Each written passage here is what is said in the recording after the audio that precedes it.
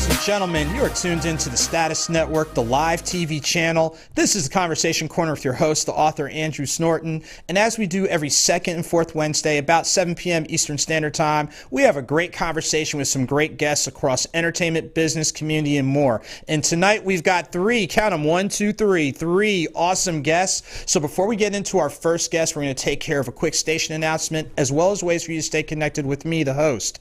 And we thank you, as always, for tuning into the network, our entire family of channels, shows, movie channels, and more. So to best enjoy tonight's show, if you go on the web, statusnetwork.net, and on the big pop-up box, just click on Conversation Corner, fill in the info. That way you'll be notified when we air live. For those of you that have room on your smart devices, make sure to download the Status Network app, click on Channels, click on LYVE Live TV, and you're good to go. On social media, Facebook, Twitter, Instagram, Periscope, YouTube, and other social media platforms, make sure to add both Status Network as well as LYVE Live TV, and go ahead and hit share so your friends and associates can catch the great action.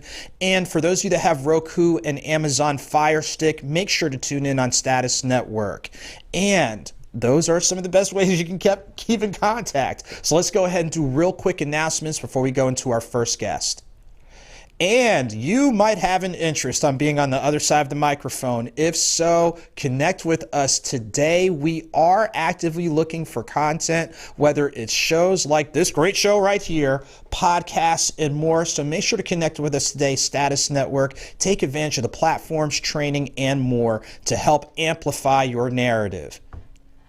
And of course, you want to stay in contact with me, the author. So again, make sure to connect with me on your different social media platforms, Facebook, Instagram, Twitter, YouTube. And of course, I do check my email. Make sure to connect and add to your library of the books. Again, Nothing Minor, which is chronicling our work with minor league baseball. 9 Stories of Faith, which are stories of inspiration and encouragement. And Deeper Than Your Deepest Sleep, Thoughts on Love with Joseph Snorton, for the poetry lovers. And if you're an audiobook fan, the Author's Mixtape audiobook series, download it from any of 300 of your favorite platforms, including the ones you see here.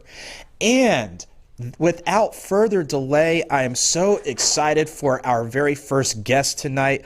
I tell you what, whenever you get a chance to connect with people in media, but they're also using their platforms to do some great things, especially in the nonprofit community, we are so excited. So Vonora Lewis is joining us from the DMV. How you doing this evening? I'm good. How are you? Hey, doing great. Now, before we get into the great things you're doing, give our viewers a point of reference where you are originally from and where you are based out of. I'm originally from New York, but I am based out of Maryland, Hyattsville, Maryland. So like right at the tip of the DMV, like I would say like I'm 5 minutes from DC. Okay, so basically a hop, skip, and a jump on the metro, basically. Exactly. So tell us now, sports journalism, and people have, well, I was this, I was that. Walk through with our viewers your introduction to sports, and then what encouraged you to take it to this level?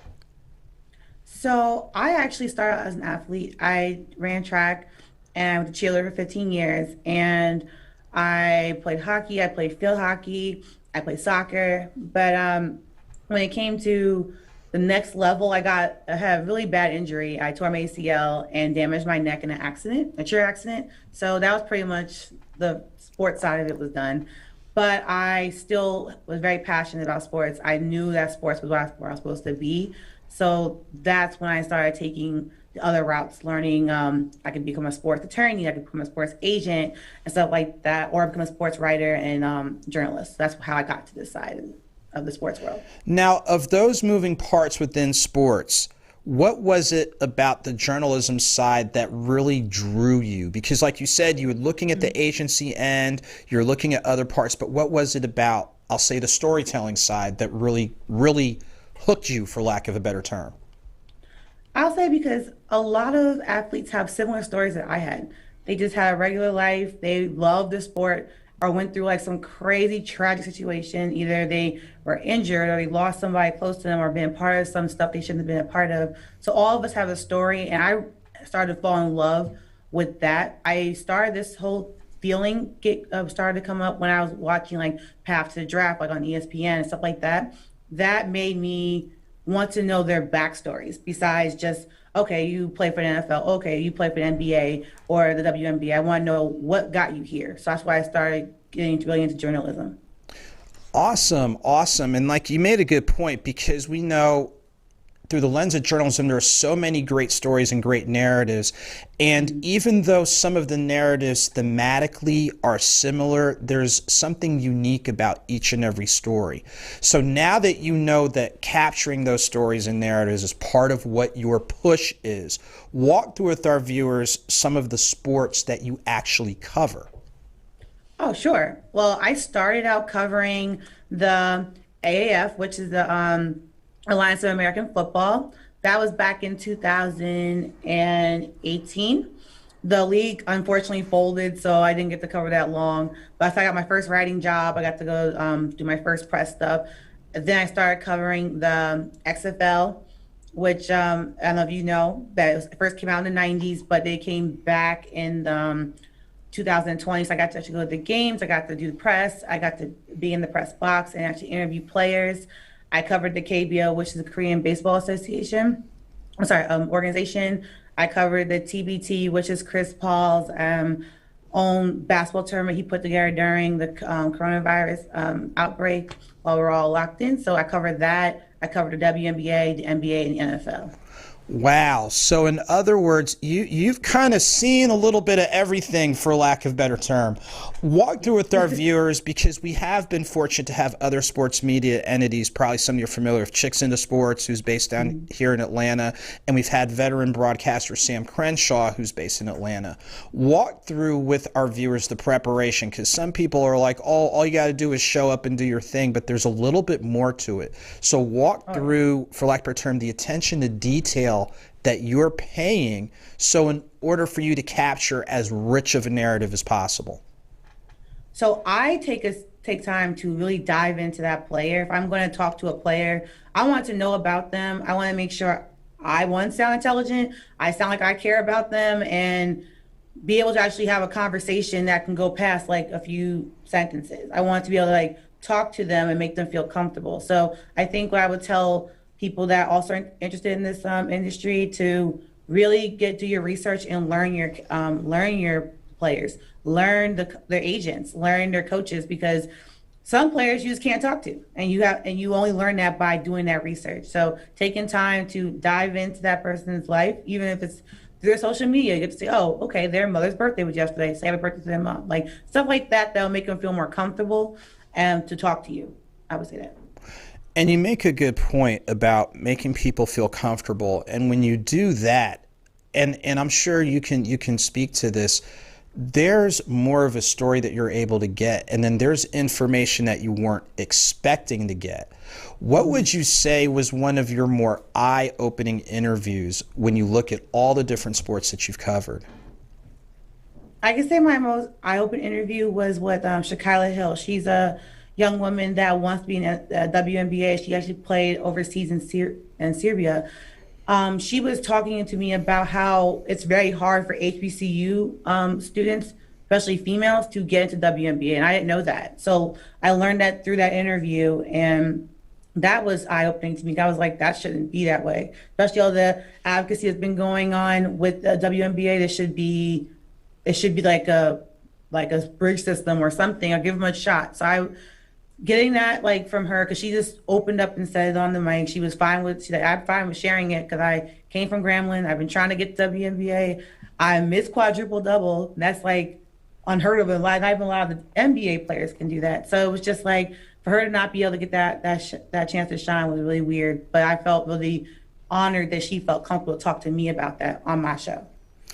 And again, it comes back to what you said before, taking time to research, taking time to prepare. Like you said, you're trying to capture the story, but you're also trying to maintain your credibility. Let's just be honest. Definitely, you want people to be like, it's her in a positive way versus, oh, it's her.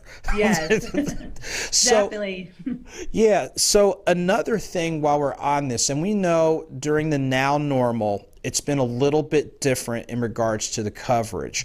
What would you say is an adjustment that you're making now that hopefully when things calm down that you might still be doing? Like, I know I had to do some football coverage virtually this year, and it was a little bit different, but it's given me another tool for my toolkit. So what would you say is a tool that you've added to your toolkit during this time that you can see yourself, continuing to use when the landscape changes? I definitely took a lot of time to practice my interviewing skills. I interviewed a lot of people during the pandemic, which made me feel more comfortable talking to them, which I can say this is not something you're going to learn overnight. You're not going to be comfortable with this overnight. It takes some time because, yes, a conversation is easy, but when you're actually interviewing somebody and want to dive into their life and get them to talk to you when they don't have to, it takes time to do that. So I took that time to learn that. I also have done, like similar to what you said, I did some press over Zoom, which was kind of interesting. I never could, in my wildest dreams, thought that would be possible, but I did that. I learned how to ask more, like I would say, detailed questions. Instead of like, oh, how was the game? I can actually be like, so in the third quarter, when it was like 2 minutes on the clock, why did you take that shot when you couldn't take that shot? Like I could ask more like that kind of question and be more specific and direct instead of trying to just make small talk. So I learned that during this time. And also overall, just how to do my job better and to be a better interviewer and be more like relatable. Well, I tell you what, just with what you've shared, it's very evident you are dedicated to your craft. It's clear that, no, I'm serious. It's clear that you've got a presence that's like, I'm here to take care of business, but I want to do so in a way where people feel relaxed and at ease. And in that spirit, there's more to you than just the sports journalist. So I know one of the things, just like you're passionate and purposeful with what you're doing sports journalism wise, you're passionate and purposeful about the community. So walk through with our viewers the nonprofit that you're spearheading and the different audiences that you're trying to focus on serving. So, like you said, I really am a huge community person. I'm very community oriented. So my nonprofit is called the VL Foundation, which we work with. Our mission is to maximize the effort in our community by working with mental health recipients, our adolescents who have experienced the loss or the abandonment of their parents or guardian. Because I feel like that's an area that's not talked about as much, that's not focused in on much. It's just all grouped in with grief. But I think with that specific type of grief is a little bit different. So we work with the young people in the DMV with that issue. Now, let me ask you this, and you make a very good point, because first off, there's some issues that now all of a sudden we, quote, think and realize is an issue. But now you're identifying those truly, for lack of a term, those underserved, those vulnerable communities. Can you walk through with our viewers some of the specific programs you either have in place or are working on to help, make as positive a footprint and impact as possible? Yes, I could definitely do that. We actually launched March 15th is our official launch date. And it's actually the first platform I'm speaking about it on. So I'm very excited about that. We're doing programs working with college prep, helping teenagers prepare for college, helping also teenagers who don't want to go to college prepare for trade school, prepare for other jobs that are still very important to our society. And we're also my biggest event I'm really excited for is I'm hoping that these schools can have prom, because if they can, I want to do a prom drive and get some of these young men and young women ready for prom.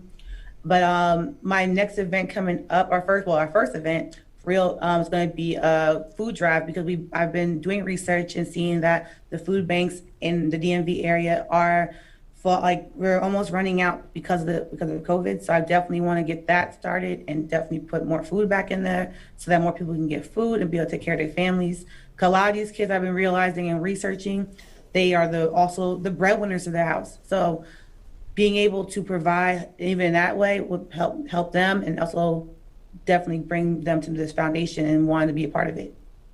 Well, I tell you what, just from what you stated, it's clear that the passion, presence, and purpose, it's really an extension of who you are, with how you've broken down everything regarding what you're doing through the lens of sports journalism, what you're doing through the lens of community, It's definitely needed and it's commendable. What would you say to somebody, to any of our viewers, what would you say to them if people are thinking about, and you kind of touched on it earlier, if I want to go into sports journalism or even the community, I want to do something. What's a seed that you'd like to plant for our viewers out there who are kind of like, I want to do something, but I don't know what it is, or I've always been passionate about this, but I don't know where to go. What would you want to leave with viewers? I would tell your viewers, well, the sports side, I'll say, please go to school for this because I did not do that. I went to school to be a lawyer and ended up just having to love sports and just dive in. But if you are someone who is just like me, just diving in, don't give up because it's going to take time to get to where you want to go. Keep learning, keep start writing for free, start working with all these different programs online. There's so many groups that will accept you for just who you are and help you learn how to become a better writer, become a better broadcaster, become a better podcaster. So there's people that will do it for free, y'all. So definitely do that and it'll help you get to where you want to be. Well, I could be on your ESPN, FS1, or working for ESPN, FS1, or CBS, or NBC Sports. So I would definitely say that for that.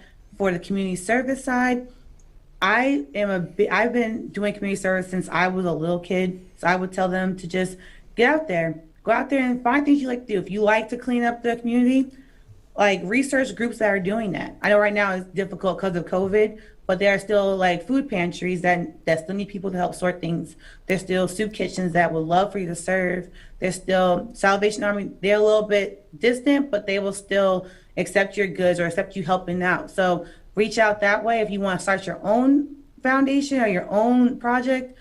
Forget to do the research and then go to your social media and find like-minded people that are also into what you want to do, and that would be the best way to get yourself started.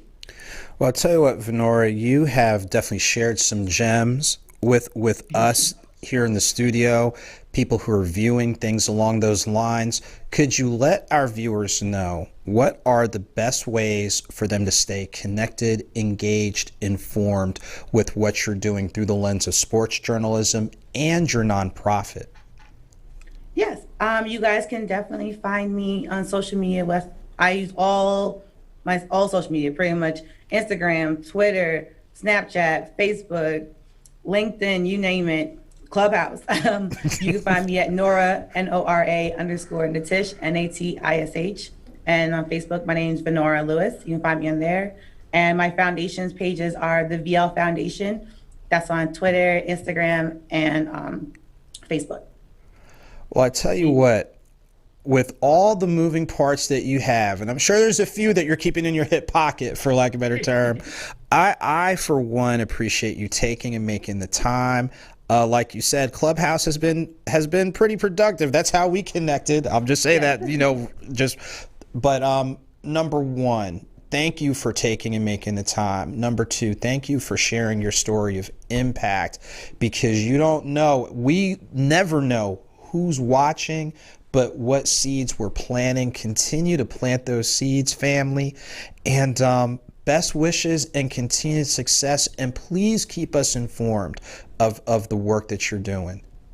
I will. Thank you so much for having me. It was an honor. Well, hey, it takes two to tango, so thank you. The honor was mine as well. So what we're going to do, ladies and gentlemen, we're going to pause and take our first commercial break, and when we come back, we're going to bring on our next guest on the Conversation Corner. Make sure to check out Crave Community Solutions, as in partnership with the Status Network, we were actually able to participate in the live press conference yesterday with Senator Raphael Warnock, his first one as a U.S. Senator. Visit acenortonccs.com/blog to check out the article, and check us out for your education and press and media services. Lee's Tax Service is reaching out to you. That's right, you.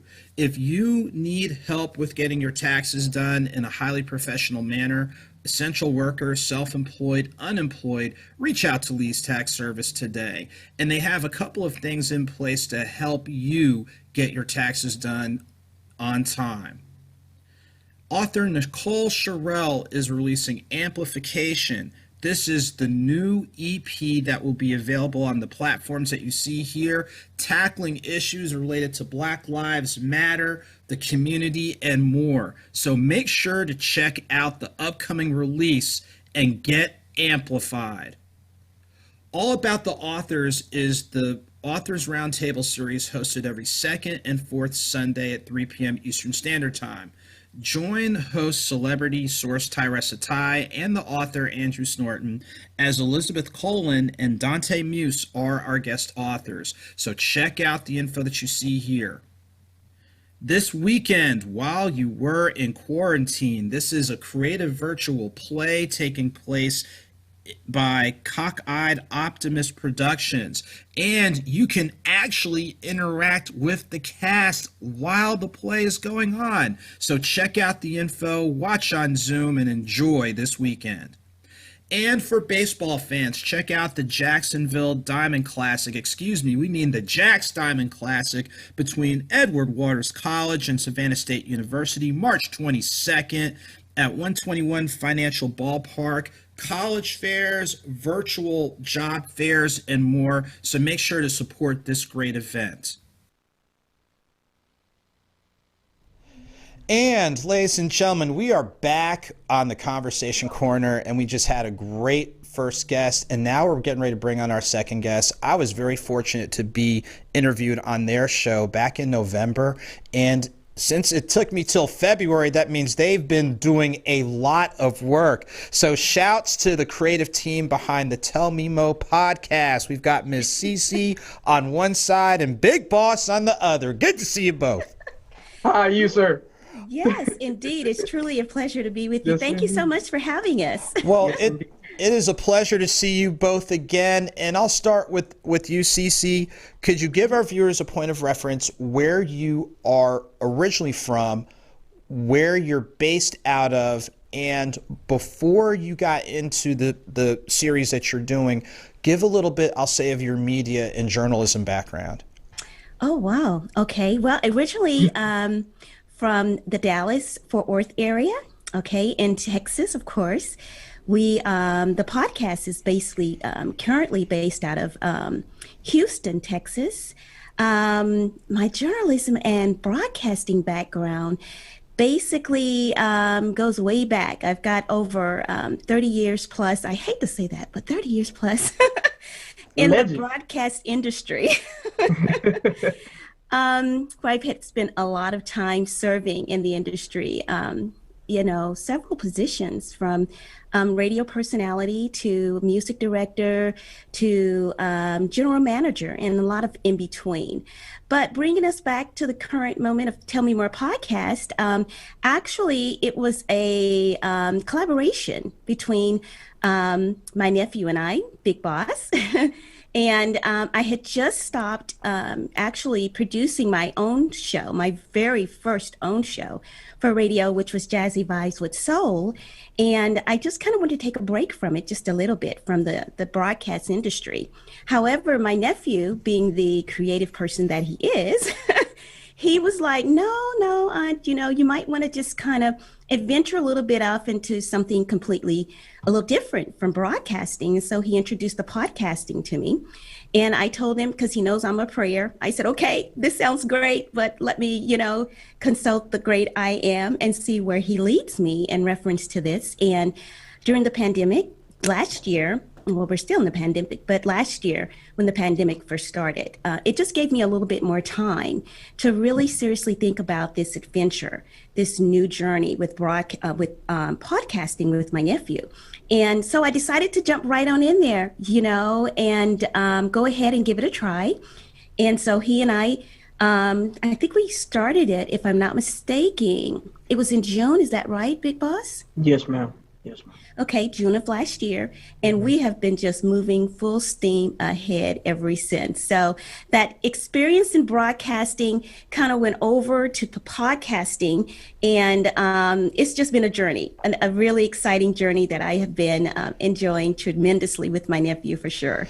And it's only getting better. And exactly, Big Boss. Now, like you said before, you're a little bit more familiar with podcasting. Yes, Describe to our viewers what your vision was in regards to this particular piece that you're doing. And then that second part of it, now that you're here, where do you see yourselves going? Oh gosh. My vision at first really, it was really, we're doing it for fun. We are pretty much, our entire family is like this. We just do it for fun. And like she said, at first, my other cousin and myself had like a sub radio station under her main station. We did like a little funny show on there. But like she said, she got tired of whatever the other situation was going with. And she was like, you know what? I'm gonna just sit down for a little bit. And I was like, no, auntie, try podcasting. It's a little bit easier for you. You don't have to put as much effort into it versus, the radio show. And she was like, okay. And like you said, she had to talk to the great I am about it, and which is truly understandable. Before we do anything else, we have to make sure that we're moving in the right direction. But for my vision going forward, we Oscars, we getting NAACPs for that. We gonna be the first podcast to get any accolades. We going to the top, Mr. Snow. We're going to the absolute tip top with it, and I'm excited. We're very, very excited because, like I always say, it's only getting better. And I'm glad you shared that, and I'm glad you walked through, to a degree, your dreams have kind of really been amplified, for lack of a better term. With Miss CeCe, you guys have covered a lot since June. What would you say are some of the key areas, that you've covered, and what are some areas you're looking at expanding into? Well, currently, I guess you could pretty much sum it all up to, we are really actually focused on more of delivering information that's definitely empowering to individuals. There's so much negative, information out there now, to where that we're covering currently are, of course, stories about, like yourself, Thanks. I like to call him Arthur Andrew, bringing aboard individuals who have a story to share with our listening audience, and we love to have, like I said, authors. We're looking for more to bring aboard, as well as Black business owners. We believe in supporting B1, first. So therefore, right now, we're really focused in on bringing more of that kind of content aboard to our podcast, because like I said, there's so much negativity. We want to bring the positive to the forefront, and with my skills also that I have in life coaching as well as counseling, bringing a little bit more of that to the table, basically about different subject matters that might come about. We cover current events, but we also like to go a little bit from that, because it's so much of that out there now. We like to be a little bit different and bring our listeners and our viewers something that they can leave with. We call it the 3 E's. We like to educate, empower, as well as entertain. And with those 3 E's, we feel like our podcast is only going to, like Big Boss says, only going to get bigger and better. So we were just talking with the other guest a moment ago and sharing with her that we'd love to have her come aboard the podcast and share all of her information. Yes, so we're good. We're good about, networking and bringing more of the good things to the table, first, foremost for the African-American community and, for just anyone in general, but foremost, B1. I just have to strictly say that. Come on. It's the truth. Big Boss, and you've kind of talked about it earlier when you reached out to your aunt to get on board. What does collaboration mean to you? Now, I know you can speak to it through the lens of working with a family member, but like you said earlier, you have bigger things in mind. So describe to our viewers, what does collaboration mean to you? It's very, very, very imperative to start at my foundation. This lady right here, she will, now nephew, she'll try to tell me things that I'm doing wrong all the time, and then she'll just make sure that I'm always having my best foot forward. And just like a coach, their best player with the coach. That's exactly what she's doing to me, and she's always pushed me in the right direction. And she's always, like you said, always making sure that we're working together. We're always on the same page. But in general, love working with new people, love expanding, sharing ideas. Just like Auntie said, we're going to have Miss Lewis on the show. That's collaboration within itself, sharing the platform with Black people, like she said, for the forefront, sharing the platform with them, then yeah, it's very, very, very important, and it'll go far. It'll go far because it's network. And I'm glad that you spoke to that, because it's, when you throw that word out there, it means different things. But we already see it because it's family. You're really, and I'll say this, complimenting each other, y'all. How you do it, y'all really do like a seamless job. Let me ask you this, for CeCe, what would you say has been the most rewarding piece about doing this podcast series that you're doing? Working with my nephew. Oh, bless you. That is truly very, very rewarding for me. It is unique, first off, to even have a nephew, niece, you know what I mean? But nephew, to even have an interest in this, I'm the mother of three, very proud mother of three kids, and I could not get them aboard to do this. They were like, nah, they're in their own world.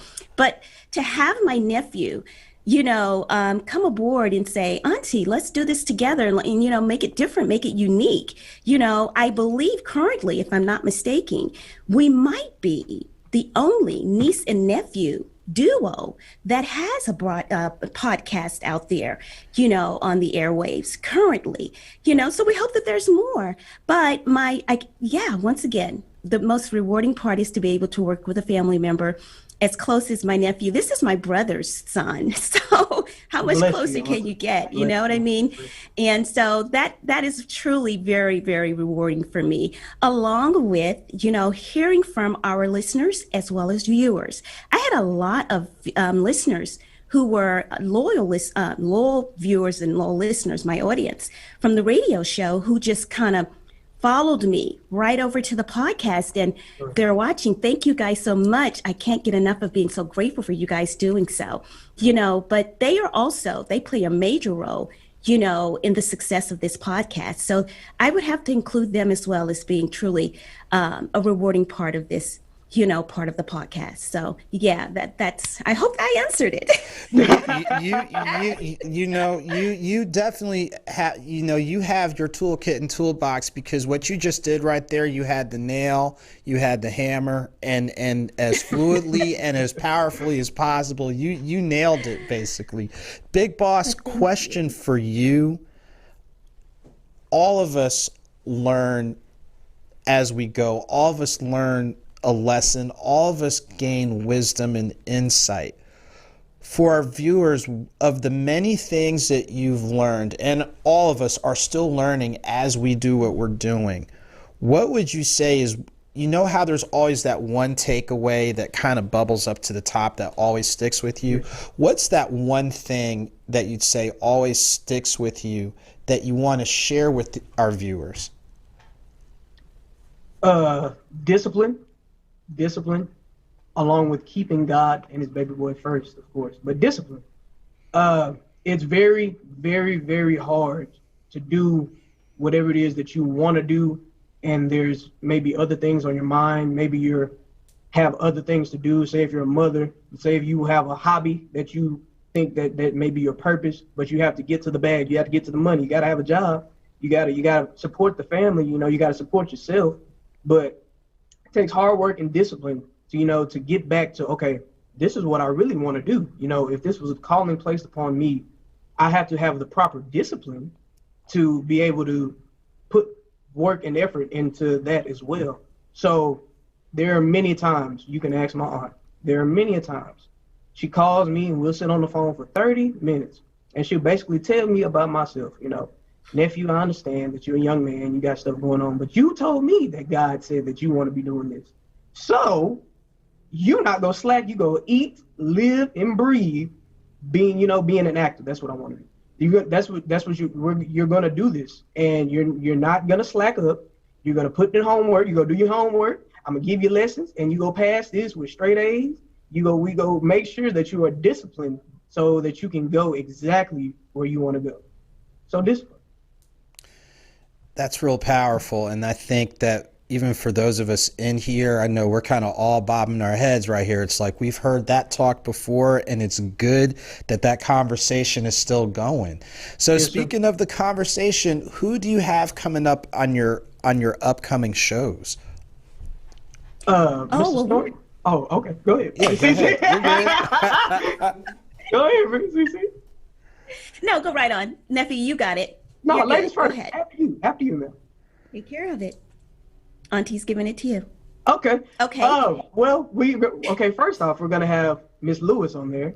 But anything else, you would have to stay tuned for that, sir, on our Facebook page and our Instagram page. Yes, sir. Tell Me Mo Podcast on Facebook. Tell Me _MO Podcast on Instagram. I'm not going to give you any more information. Just stay tuned. Stay tuned. So in other words, you're being professionally polite, and it's like, yes, we're gonna give you enough on screen to have you follow and find out more. This almost reminds me of growing up watching Batman. It's like saying Bat time, saying Bat channel. Yes, sir. Yes, sir. Just a little bit. So you're tapping into your faith, your inner superhero, but you said you wanted to act, and I tell you what, you are doing. I don't know if that's acting or you just being who you are, or is it somewhere in the middle? Honestly, I think it's just me being me. It's me being me. But as an actor, it's not really acting. You have to embody that character. So I think that's just me being me at all times. She tells me all the time when we go in here, don't act, just be yourself. Just be yourself. Yeah. That's what I am. Well, that's good, because I know sometimes when you act, you might get that cross-eyed look and okay, flashbacks when I was younger. Okay, let me pivot. Exactly. Ms. CeCe, again, you both, bring varying levels of experience, energy, passion, things along those lines. And even though we've touched on it before, it still stands, it's okay to repeat it for viewers out there, not only what you've learned through the lens of podcasting, but just in general, any insight or words of wisdom, words of encouragement, when you look at the totality of your journey to this point, what's something you want our viewers to come away with that's like, hey, here's something I know I can take, I know I can apply? Sure. The broadcast industry, I would say, be true to you, who you are. Make sure you have strong morals. And make sure that you are connected to the true source, because there's a bunch of just, oh my God, for those who know about the industry within itself, if you're not founded in truly who you are as an individual, then you can really lose yourself in the industry. So my words of wisdom would be to make sure, once again, that you stay true to who you are. Your worth ethics, make sure that those are, oh my God, on top, 101, 100, because that matters as well. We just had the passing of a great woman, Cicely Tyson, who I admired so much for her work ethics, because that speaks for you. So make sure you stay on top of that, be loyal to who you are, make sure, like I said, that you have those morals in check.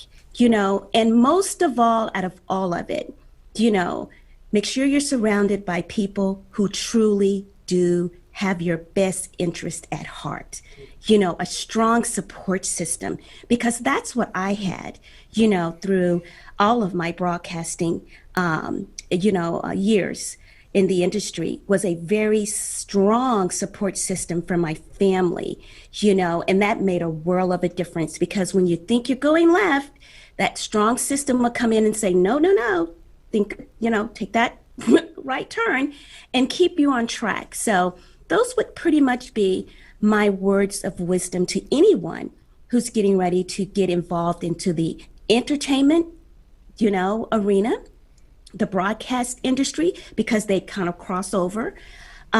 Just make sure that you stay on top of just truly, like I said, who you are as an individual. Get that backup plan, and once again, have that strong support system in place. Well, I tell you what, both of you, like I said, I've had the pleasure of it's neat because the first time we did this, I was on the other end of the mic. Yes. But I tell you what, that same presence, that calm, that professionalism, that enough humor, I don't know which one's the humorous one of the two. I can take a wild guess. But just the way that you both work with each other and the balance that you have, and like you both have said during our interview, being grounded and having a great support network.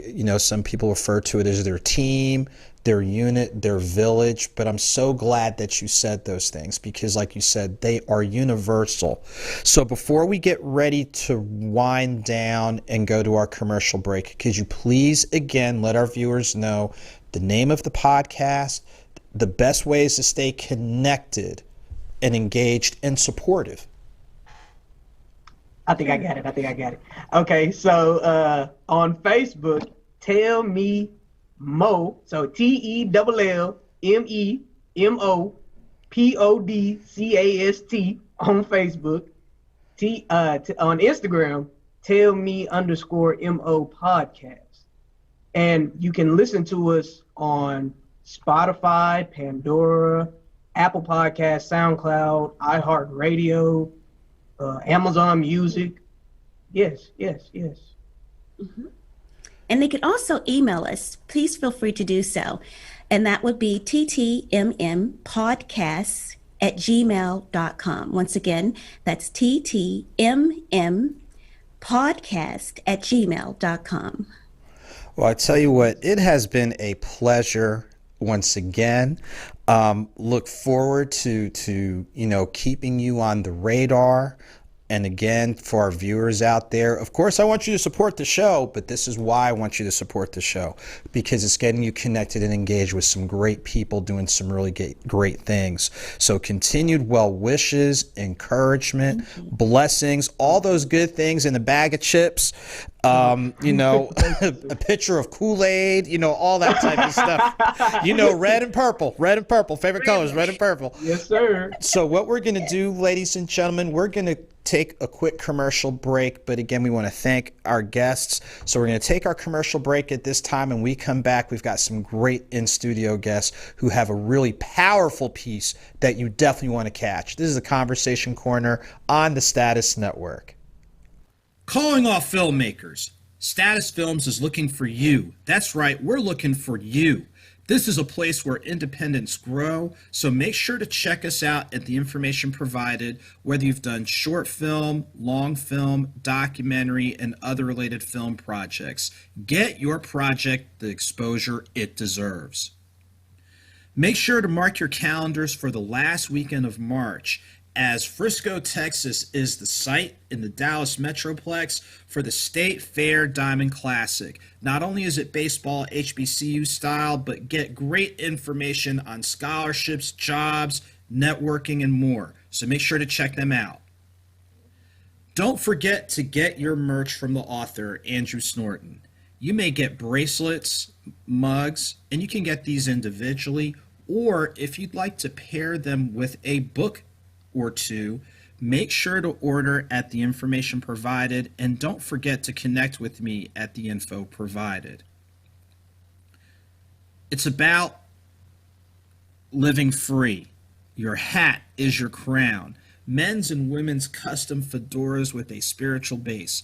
This is what 1820 Hats is all about. Stylish, creative, powerful, and more. So make sure to check them out at the information provided and get your crown today. And February 25th is the next edition of the Author's Mixtape, Volume 4, the collab. I'm so excited to work with Chris 10. Y'all, she's blazing. Like, real talk. She is like the truth. So February 25th, make sure to check it out and get it on your favorite digital platforms.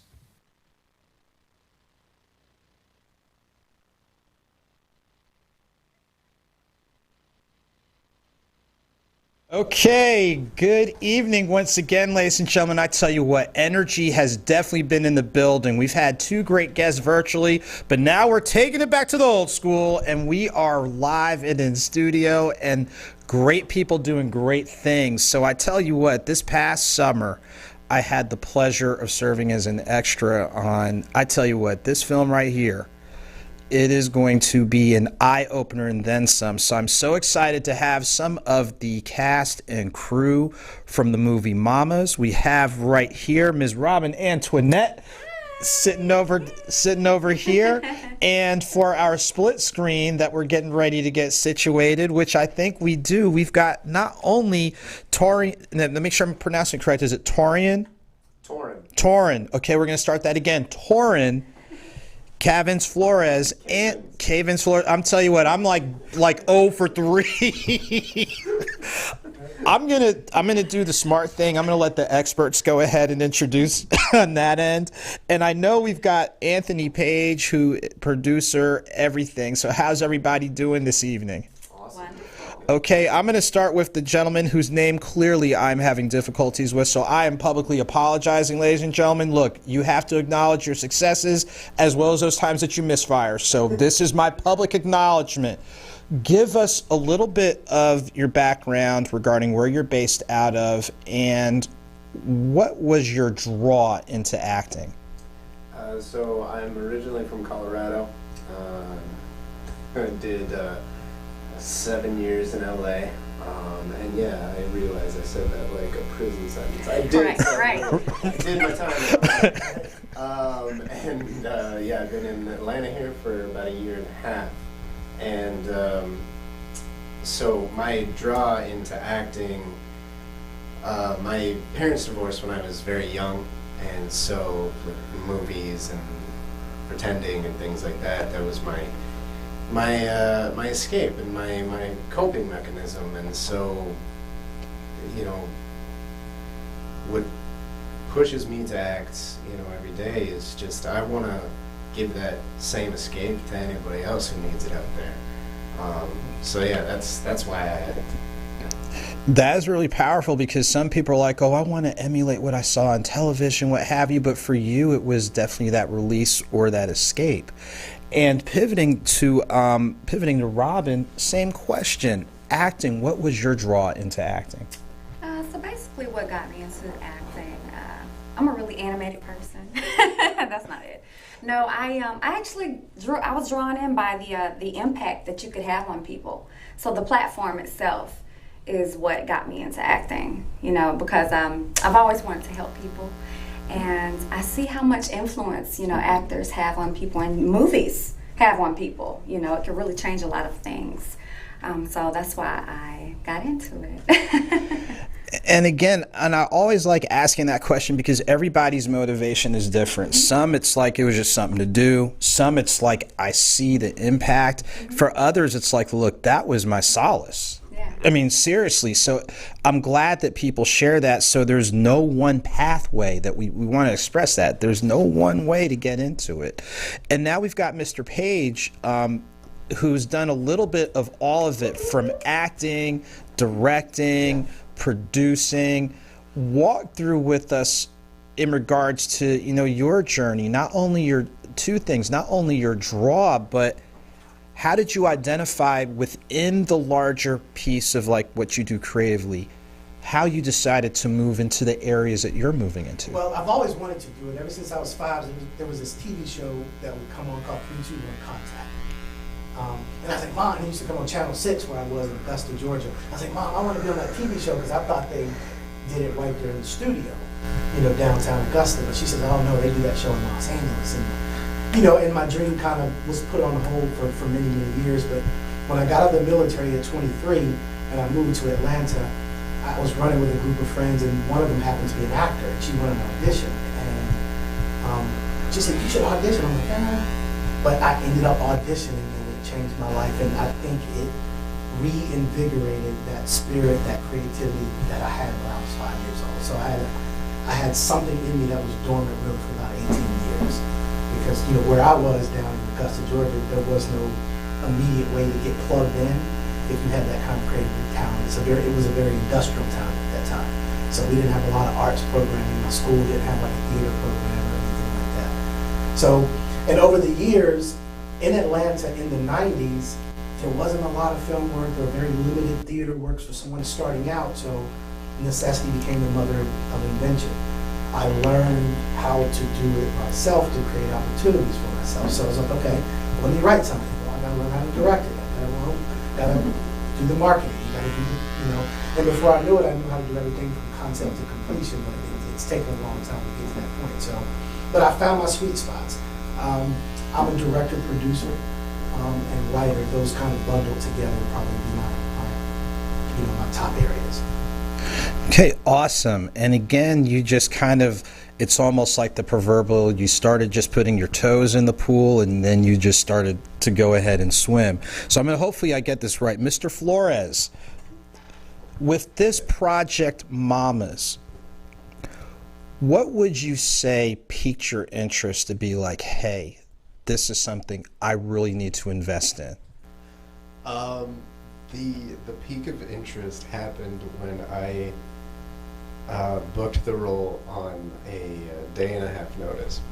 So I post monologues and such on my Instagram, and Latasha actually saw one of those monologues, and I was on a hike and I was checking my phone, and she messaged me on Instagram saying, "Hey, my name is Latasha, I have this piece, do you want this role?"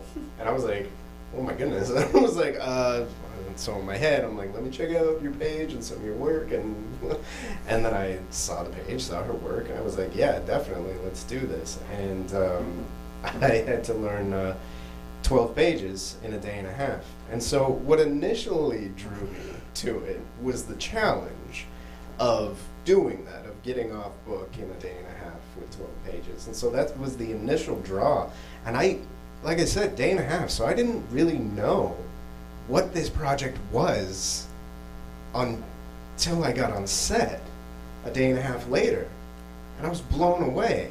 I read the script and everything, and I was like, oh my goodness, this is impactful, this is important. And it was just, it all happened so fast. I was like, thank goodness that I accepted this part, and thank goodness that she actually reached out to me, because I really feel like this is an important piece, and yeah, I feel like it needs to be seen by everybody.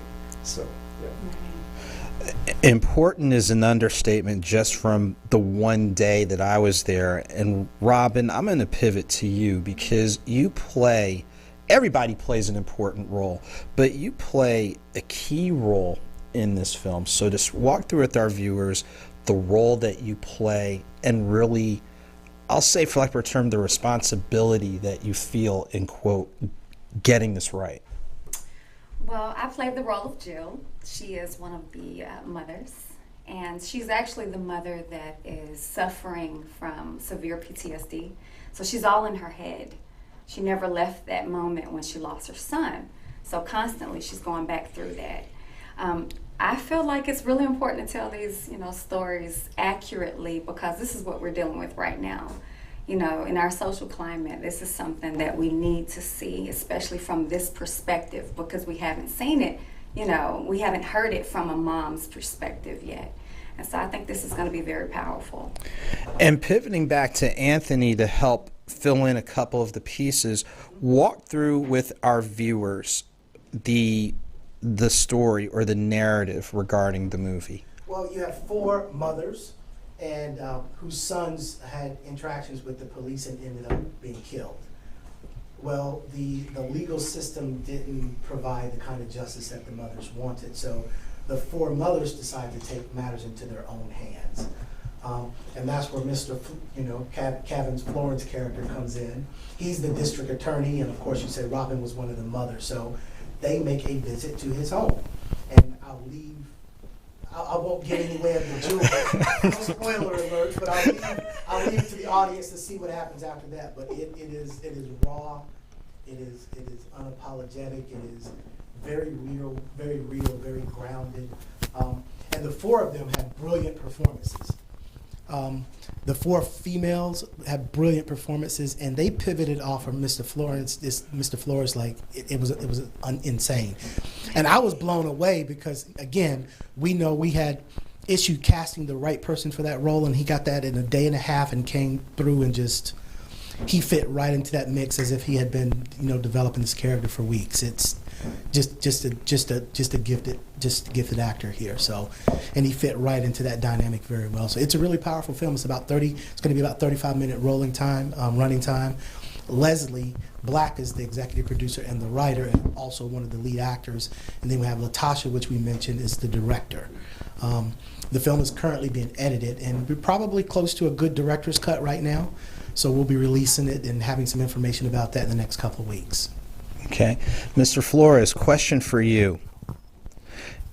In addition to having to compress all that information in a limited amount of time, what would you say was the most rewarding part of being a part of this film? But then by the same token, what was something that challenged you to have to tap into even more of your talent?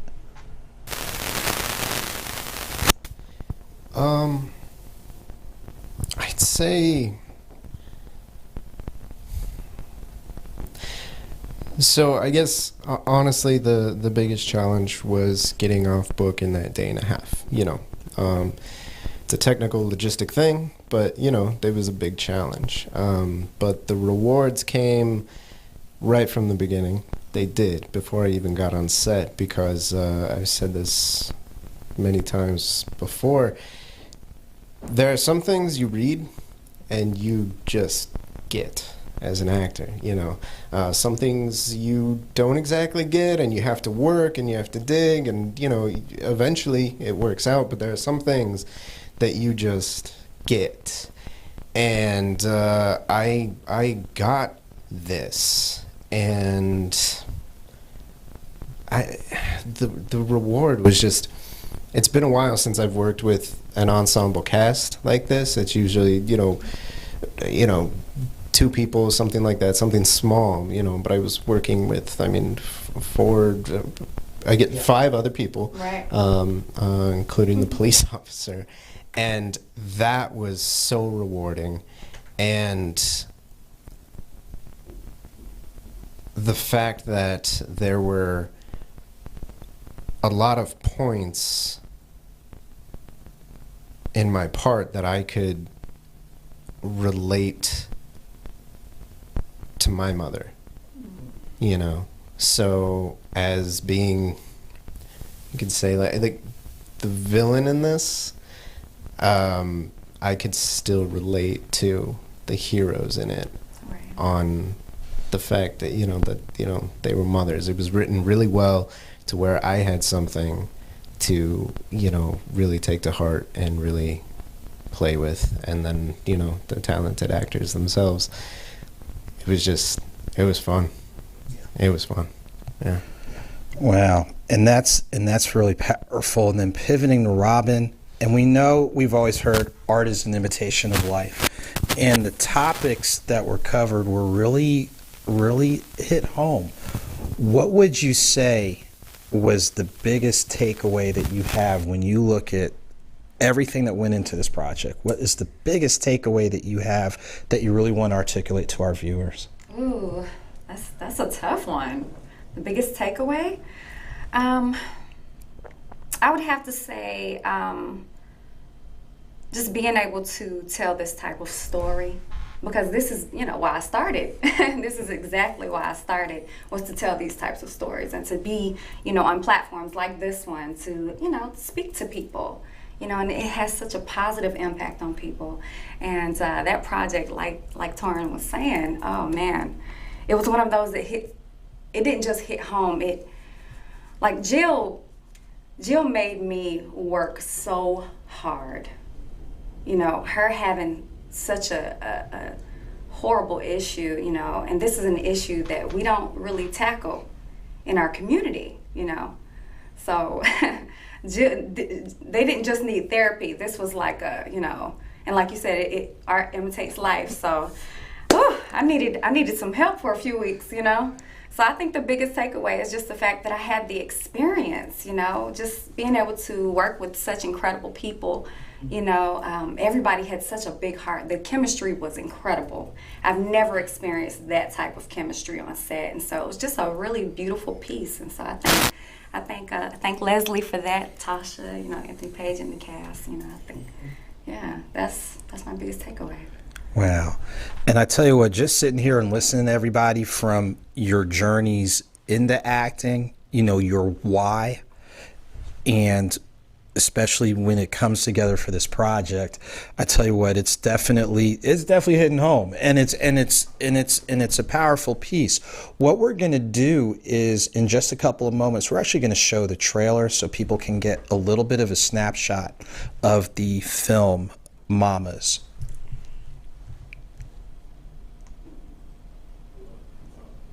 Okay, so we're going to have that up in just a moment, but I think, like, you know, like everybody said here, everyone has different pathways to getting here, and part of us having these interviews, how did people get to this point? So I think what we're going to do, I think our production team's ready, so we're going to go ahead and show the trailer for the film Mommas. Justice is blind. Blind to our struggle, blind to our hurt. Well, Lady Justice, you may not see me, but you will hear me. You will feel me.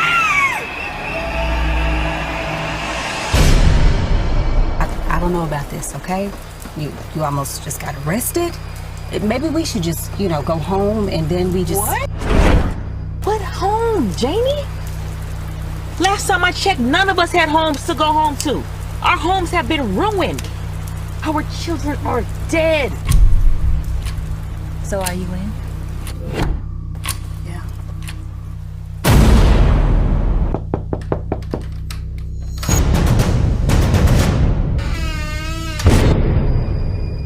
Look, if this is about money, I can get it for you. Nobody wants your money. We want you.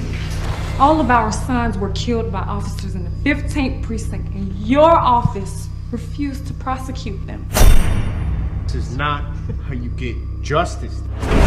This is not how we do things in America. 911, what's your emergency? Shit, he called the police. Fuck! Damn it, they're gonna come. Can we just please talk about this? You seem like reasonable women. I'm all out of marching. I'm all out of prayers. All out of peace. Is there a problem, officer? Yes, sir. We received a 911 call. Oh my God. Only thing I could think of is that I must have dialed by accident. But no emergency here. We're all good.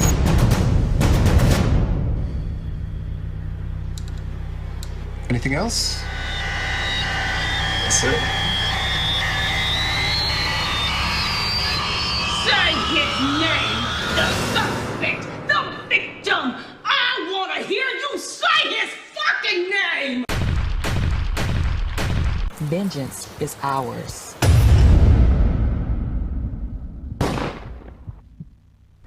So shut up. Eat your last supper. What we think?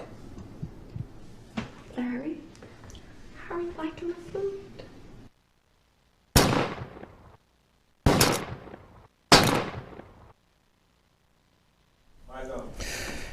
And I tell you what, just catching that trailer, the word intensity comes out, and seeing, and I'm sure all of you are like, wow, because like you guys are thinking about when you're working in your element, but then seeing, you know, the product of your work, that has to be real big. It is. And even just watching it just now, every time I watch it, it puts me back into my feelings. Takes me back to that moment, you know, when I had to be jailed. So. And I'll tell you what, when during that, well, I won't go too far, but the day that I was able to be an observer, and the first time that scene was run, I tell you what, it did something to some people. Like, it really did. And I tell you what, ladies and gentlemen, when you're talking about something where you have people that are in here who are passionate, who are purposeful about what they're doing, they're trying to do what they can to get the story and the narrative right, you definitely have to make sure to support that. So going back to Anthony, what are the best ways? Well, before I say the best ways, let our viewers know when this is scheduled for release and what are some of the platforms. Hint, you might want to talk here, but what are some of the platforms where this is going to be available? Well, we hired a marketing company, so we're going to kind of position this on a national level, because we've kind of let a few people see it and the interest is so strong, we're going back and tightening it up and making it even better. So we're going to aim as high as we can, and we won't say what that is right now. But you can keep up with the project on Instagram at Mommas the Movie. So we're there. The director, her Instagram is Latasha Cho, and that's CHOE Johnson, and her company is the 1106 Story. And then the executive producer is Leslie Black, same name on Instagram, and her company is Cinema Dolls.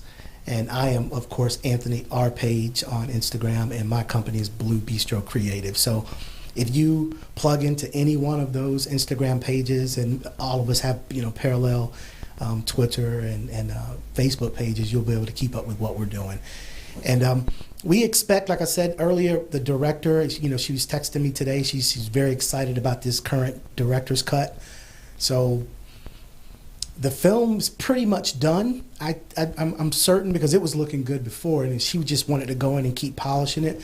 So we're going to kind of package it and polish it, get everything ready in terms of PR and positioning, and get it out there as soon as possible. We may do some sort of soft premiere, some kind of virtual something, maybe for a limited engagement of maybe a week or something, so people can see it, and then we're going to see where we go from there. But everything is up in the air, so I don't really want to say anything at this point. But you can keep up with us on all of those platforms. Okay. And Mr. Flores, what are the best ways that viewers can stay connected? Two things. What are the best ways viewers can stay connected with you? And the second thing, what's one message that you want to deliver to our viewers, whether it's through the lens of acting or something even beyond that? Okay. So on Instagram, it's just my name. Just my name's proven harder than real slow. TAUREANCAVINS FLORES, and that's my Instagram. It's just my name. Probably should have made it something shorter. And then I also have a YouTube channel that I do. I review movies, and I do monologues on there as well. And that's called Movies and Monologues with Taurean. You can find that on YouTube. And something to put out there from a creative point of view, actor's point of view, artist point of view. It's so important to have your creative family. It's so important to find that, because there is a lot of BS out there that you're going to have to weed through. If you want to take this seriously and you want to progress and you want to make it in this industry, you have to know how to weed it out. And that's why having a creative family is so important. Surround yourself with people who are like-minded, with people who love you, it's so important, because we all need,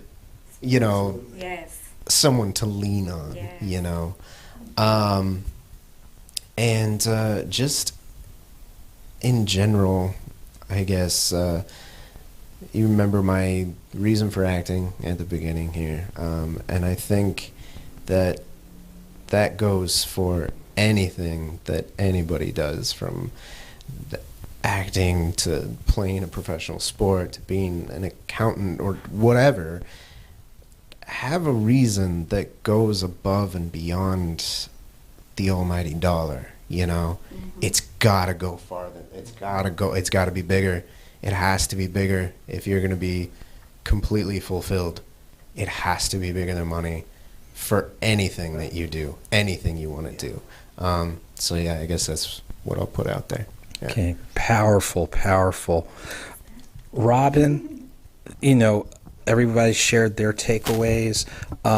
Two things, again, let people know how they can stay connected and engaged and supportive individually as well as collectively. And what's one message that you would want our viewers to know when it's, for lack of a term, when today is all said and done? What's one thing, regardless if it's within the industry or beyond, that you want our viewers to be aware of? Okay, so you guys can connect with me on Instagram at _rare_sunshine, and also my artist page, arts_by_sunshine, because I paint and do DIY mom stuff. And I would say a message to everyone, I would say rejoice in times of discomfort. Because honestly, that is when you are in the midst of your growth, your development, and your elevation.